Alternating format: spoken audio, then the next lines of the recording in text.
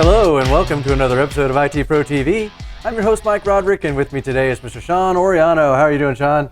I am doing great. How are you? I'm doing fantastic. We're having another episode in our Kali Linux series here at IT Pro TV.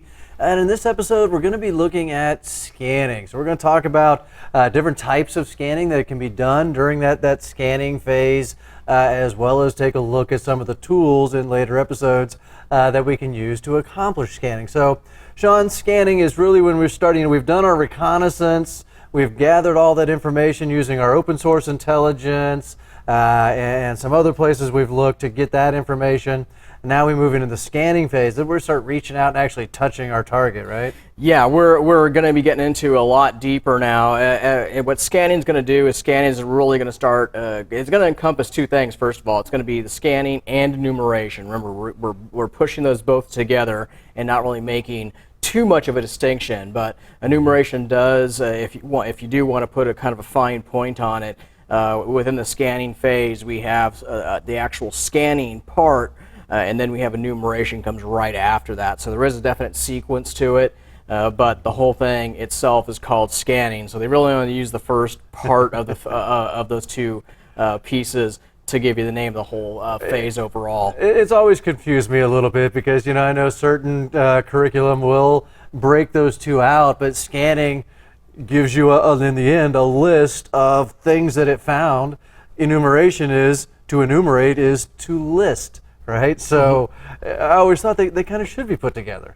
Yeah, they do make sense as one leads directly in the other, and if you just say go scan enumeration and then gaining access to a system, I mean you can see the progress being made there. But yeah, I would agree with you. It does tend to be makes sense to have scan enumeration. Just join them together and say gaining access is the next one after that. Right. You found your target, found information about a target. Let's get into the target. Let's do it. All right. So when it comes to scanning, then we've got different things we can scan or scan for. What kind of different scanning options do we have? Yeah, there's actually a whole lot of options on the table at this point as far as scanning goes. We have the ability to scan and look for live hosts. So we can see what's up or down, and there's plenty of tools that do that. Some of them we've already seen. Other ones we are going to kind of reintroduce, and we do have some new ones that are going to start coming into the picture. Once again. So we're going to look for those live hosts, the hosts that we really want to kind of focus our attention more tightly on, because if we have a whole range of IPs, there's no reason on spending time monkeying around with IPs that. There's nothing behind them. There's nothing there, so you're just wasting time. 65,535 packets to an IP address that doesn't have a host on the under end of it. That's kind of a waste, right? Yeah, all it's going to do is tell someone first that you're there, and second you're an idiot. So not too worried about that, hacker. We'll just let him do his thing. It's like, oh, come on, get some chips and sit there and just start. It's not gonna really get you that far. And as a pen tester, not going to make me look very efficient or very smart to my customers, right? So don't do that. So that's the first thing, is finding out what hosts are actually going to be live and have something back there. Once you find that, then that's where you're going to start getting in deeper and seeing what ports are open on that system, and then even getting further into that and seeing what lives behind those ports. And that's where enumeration really starts coming in, is we're starting to probe those ports to see what information we can extract out of them and see what the nature of that is. And this is one of those points where you're going to see more towards the enumeration section of this. You're going to see that it really Kali has a really broad range of tools at that point that can help you out. One of the things we saw in the CEH course is that we can extract stuff out of Windows specifically and start looking for usernames, share names, machine names. I mean, there's a great number of things we could pull out of that. But when we get over to Kali introduces another set of tools that we can use to do even additional things that we haven't seen before. For example, one of the things you can do is during enumeration is you can extract things specifically from Oracle. There's tools specifically in Kali that target the Oracle database. So if you find that system present by looking at the ports and see that there's something sitting behind that indicates Oracle's there, you have a tool that you can now bring to bear and extract stuff with Oracle and find, all sorts of interesting things. So they put that into the mix. So now you once you find the live ones, and you start finding what ports are open and what the nature of that system is, now you start digging behind that and seeing what those services and all that actually mean. Maybe fingerprinting the OS. We definitely have tools that can do that for us. Plenty of ones in that category, as a matter of fact. That's probably one of the easiest things to do, is to fingerprint an OS, because there's so many different ways to do it. Once we have that, then yeah, we figure out what we specifically want to target in that system, and then bring the tool that we want to use to bear, whether it's Oracle or SQL Server or some other web application or what have you. It could be, for example, could be NetBIOS. NetBIOS is one that we had spent some time discussing over in the CEH course. It hasn't gone away. Just because things like Kali do not use NetBIOS doesn't mean that it can't utilize it to investigate another target. It definitely has that capability to go out and investigate a Windows system and say, okay, well, there's NetBIOS running there, even though Kali doesn't use it on a day-to-day basis. It does have the ability to sweep it and scan it and say, yeah, it's there, and let me see if I can open up an old session to it. And if you have that, then a whole other can of worms opens. Right. So there's quite a few things that can happen, at this scanning phase to really get into the system, and then later on even get even further when you start punching in and kicking in the front door or back door, whatever it is, and get into there. So you won't believe the range of tools that you have. There's a good chunk of tools that can do quite a bit of information gathering during the scanning phase. There's ones in here that extract policy information if you're joined to Active Directory. There's ones that can do like I said, stuff with different databases. There's ones up and above what we have there. There's ones targeted for specific applications. There's even tools in here designed to collect information as it relates to network authentication. It's specifically designed for that. It scans for that and can see, yeah, I know what that is, and can start pulling information out of that too. Wow. So they've really brought you, really equipped you quite well at this point. Yeah, so you got a lot of different scanners. You got some general purpose scanners that we can use, do host scanning, do network scanning, and then we've got scanners that are specific to applications, and that just means they understand that application very well. They're designed to work against that application, be it a database or what have you, which means it can pull a lot more information back because it's been programmed. It knows what to look for and where to look for the information within that application, or a specific type of traffic that's going across the network. It's fine-tuned to look for just that, which can make our life a lot easier. Sometimes when you're doing this type of scanning, you get so much information, some of it maybe you didn't want at this point, or you've already gathered with other tools. Nice to be able to have some tools that really focus in on your target. Yeah, it saves you a lot of time. And just think of with the amount of systems out there, amount of environments out there rather, that do have something like Oracle present. You've got the Oracle database is very popular, just like SQL Server is. Well, we're equipped to deal with both of those now at this point. To see what we can extract out of there, and it's actually a scary amount of information if those are present that it can get out of it. Absolutely. I'm hard pressed to find a website nowadays that's not tied to some type of back end to store data, right? An N-tier or multi-tier type system, because we love those dynamic web pages, and we love to make that user feel like they are recognized when they come back. Well, all that information is stored somewhere, and these kind of tools might help me dig some of that out. Yeah, people definitely expect certain experiences and certain things to happen, and databases are just part of that. Are part of that the technological landscape now. They expect to be delivered certain types of content, expect to be delivered a certain way, and that's just becomes something that's there. So we have these tools that can help us out with extracting that data and seeing what's going on, and it's kind of mind-numbing in a way when you see what it can do. So we're going to start introducing those to the picture, and we're also going to be talking probably more when we get to future future pieces of this of Kali over the next couple days. When we get into specific sections dealing with databases, we'll start really getting into that portion of it. Because even up above, just to kind of see what's down the road, not only can we scan and locate a database if it's present, we also have the ability to, at a later point, do SQL injections. There's tools specifically in Kaylee that are designed to help you do SQL injections. Wow. You know, so they've brought that to bear as well. So you've got a fair amount of tools in there to help you out. That's how cool this really is. I was going to say, Kaylee, it reminds me of the old Swiss Army knife, but I don't even know if that does it justice. It'd have to be one of those really wide 200 tool Swiss Army knives that will fit in your pocket. Yeah, it really does just about everything we need as a pen tester, all wrapped up into one. Yeah, it's got so many in there. You're never really gonna use all the tools in there. I mean, you're gonna go and investigate this stuff undoubtedly, but you're probably never gonna use them all. And in fact, if you look at that list of tools when you were showing yesterday on the Kaylee website, some of those you still have to actually load. So not even all those are present.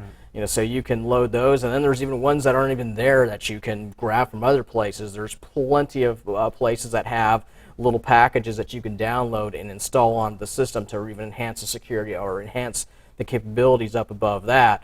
But it's kind of questionable. Do you really need all those other packages when you have so much capability right out of the box? I would think only if you needed a specific tool for a specific target, or you just had a favorite that you really, really liked above some of those that are built in. But shoot, it's got all the good ones in there already, just about. So yeah, some people have an affinity, like you said, for a specific tool, and if that's the case, then and you're going to have to figure out a way to bring that over.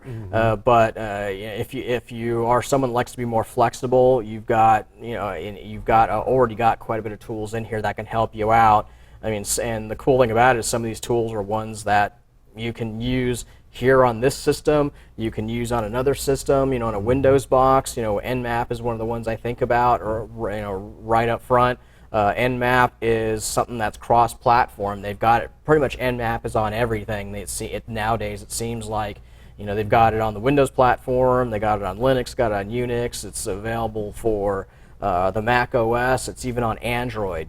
So you've got it on all those different platforms now, and I know I'm missing some. They've got all these different things, so you're really well equipped with that one. You can just take your skills from place to place to place to place because the syntax is the same.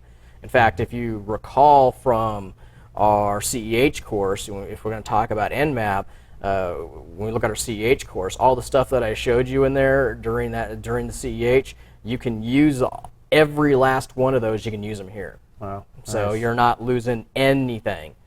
Now, when we look at scanning, we got host-based scanning. We also have network scanning, where we're looking at the network as a whole, I guess, and trying to find out what's going on there. Yeah, you're trying when you do network scanning, you may be looking at not only what is being hosted there, but also what the structure of it looks like. You may also be looking for different services that are present, DHCP, DNS. You could be trying to locate those specific assets.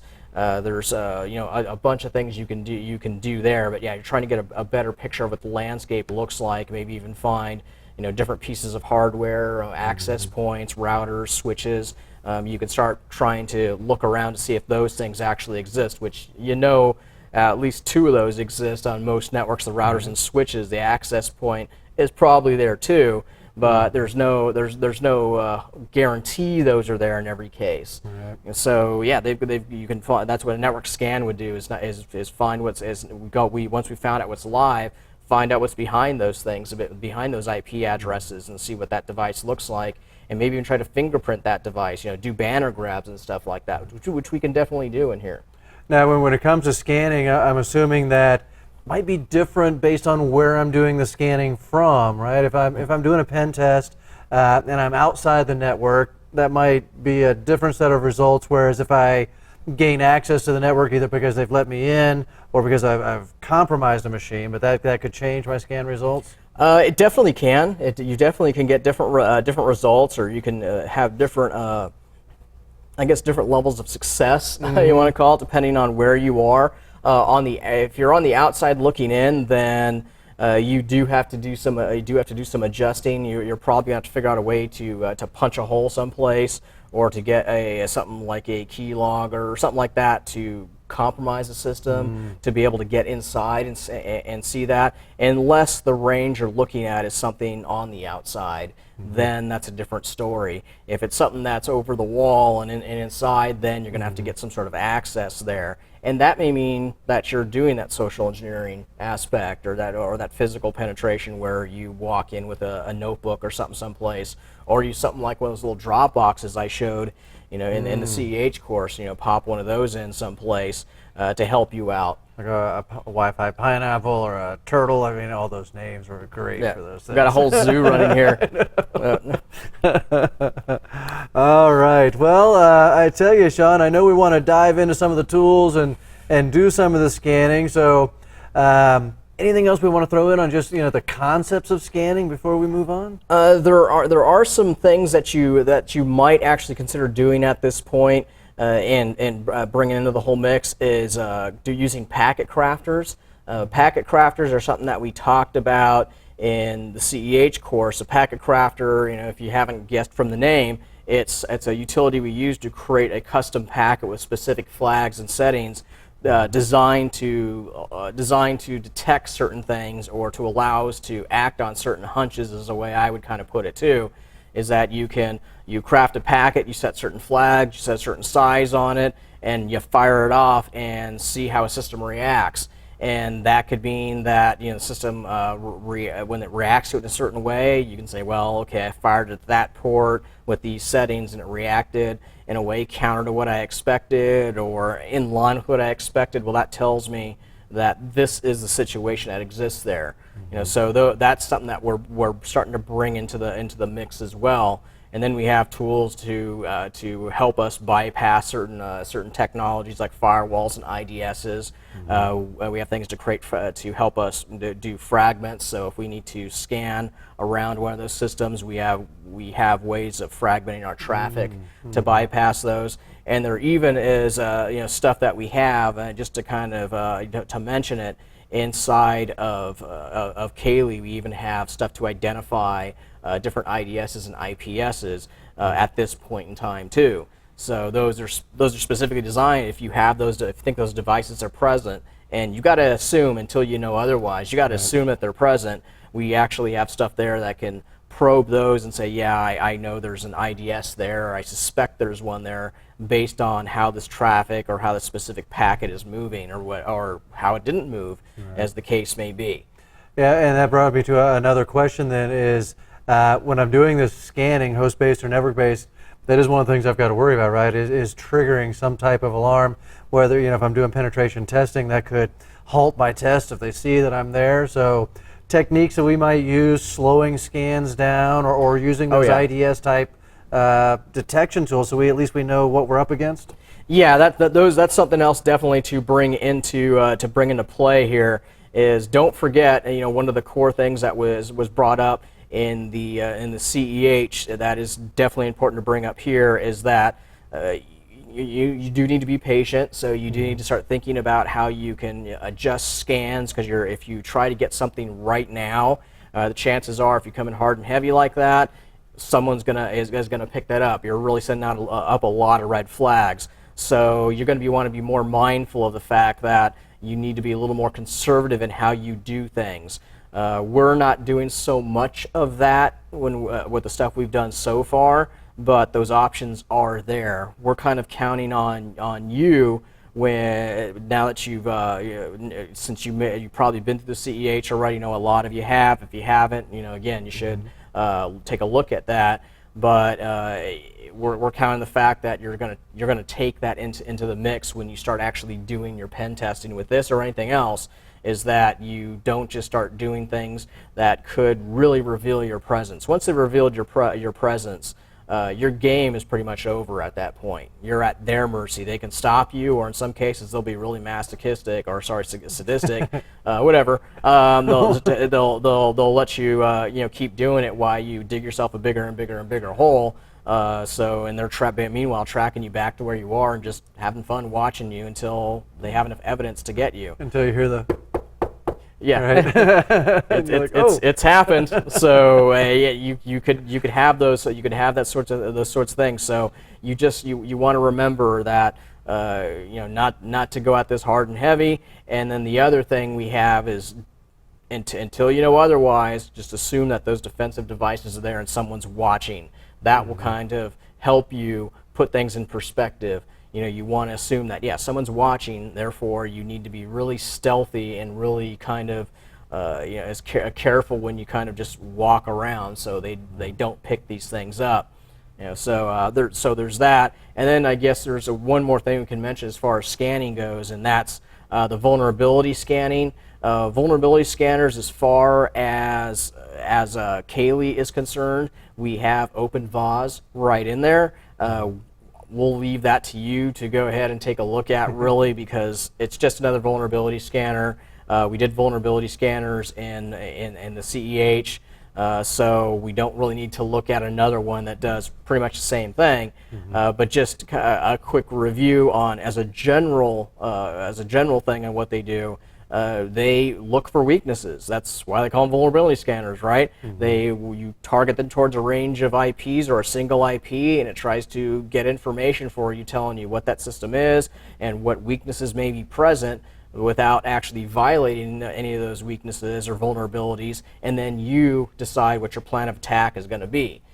So you do have one right out of the gate in Kaylee. If you want to do one of the other big ones like Nessus, then you're gonna have to go and grab that and put it in there. But it will work with what we have. All right, so a lot of different types of scanning that we can do. We've got host-based scanning, looking for live systems, or port scanning, where we're trying to examine that host and see what services it's running, or OS fingerprint type scanning. Then we've got network scanning, we've got vulnerability scanning. So lots of scanning going on. I like it. And wait, there's more. Okay, no. Yeah, there's more scanners up above what the OpenVAS, that vulnerability scanner. There's stuff for hardware in the form of the Cisco devices. There are tools in Kaylee specifically designed for Cisco. So they've got that taken care of, at least a little bit taken care of. You're still going to have to do some more investigation on top of it. So that means your Cisco knowledge is going to have to be ramped up just a bit. So we have that, but we also have other tools for other different types of hardware as well. And scanning, one of the ones I was going to point out is they even have scanners that you could use during this whole scanning phase that picks up or detects if voice over IP is even present on that network. So that's there as well. So if you suspect there's that, you've got a tool for that can say, yeah, I've got some stuff out here that looks like it's voice over IP, and you can, and that's where scanning and enumeration really come together. Once it finds that tool has the ability to attach to that voice over IP system and extract numbers and names, everything from it. They have tools that tool will do that as well. Wow. So yeah, I located it. Bang, now I'm going to start seeing what I can pull out of the directory that's in that system itself. So they're not really playing around anymore. No, and I know you mentioned like application scanners as well. There's specific applications. I think the only thing we're missing is, do we have scanners that can scan for scanners? Well, that's the next one. Or that's IDSs and IPSs. So there, yeah, we got those covered. All right, well, lots of good information about scanning. That's going to do it for this episode. But stay tuned, because we are going to have more episodes on scanning. We're going to start taking a look at some of these tools and actually doing some scanning. But for now, signing off for IT Pro TV, I'm Mike Roderick. And I'm Sean Ariano. And we'll see you next time.